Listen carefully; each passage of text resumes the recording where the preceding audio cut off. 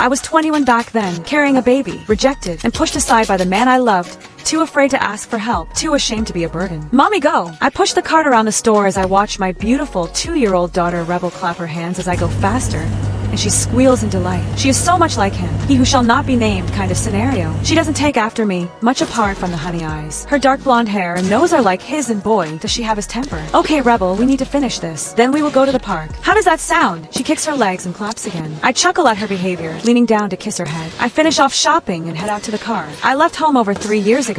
3 years I ran. The same man that is Rebel's father hurt and humiliated me. I never got to tell him he was about to become a father. The woman he claimed had already done that. I couldn't risk my parents finding out either. It would have caused a war between my family and his MC. My dad is the Don of the Moretti Empire, and my mama, well, she's the head of the cartel and the Danucci family. I am their only daughter, the princess of the combined empire. My twin brother Nathaniel is next in line to take the position of Don after Dad retires.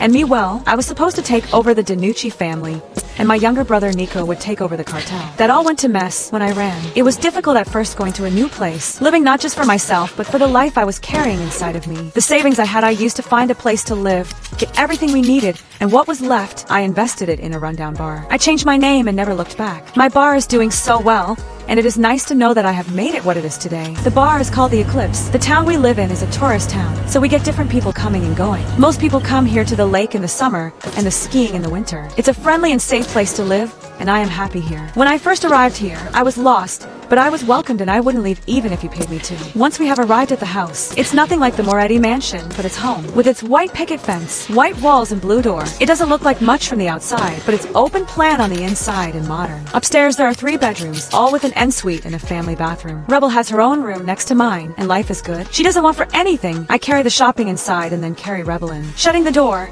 I place her in the living room with some of her toys as I put the shopping away. Just then, Boomer bounds inside. Rebel loves him as much as he loves her. I got Boomer when I was pregnant, and both he and Rebel grew together. He is a beautiful big softie. He is a cane corso. He is as black as night with a tiny patch of white on his chest. He is our protector, even if he does drool everywhere and talks back when you tell him no. My phone rings and I take it out of my back pocket and see that it is Coral who is supposed to work the bar tonight. I GR0 in, knowing she is about to ask me to cover her shift. No doubt, because her douchebag ex won't have their child tonight. Hey Coral, what's up? Hey Angie, look, I'm really sorry to do this, but Steve ditched me and I can't find a sitter. I roll my eyes. If I had $1 for every time he has let her down over the last year, I would be a wealthy woman. Okay, Coral, no worries, but you and I need to have a chat about this. I will cover tonight, but you need to sort this out. I hate being the bad guy, but she knows I have a toddler too. I don't have the support she does, even if it is my own doing. I will get it sorted. I'm so sorry, Angie. I promise I will make it up to you. We say goodbye and end the call. I look at Rebel inside. Still time to take the little miss to the park, and then I will have to call Mrs. Lawson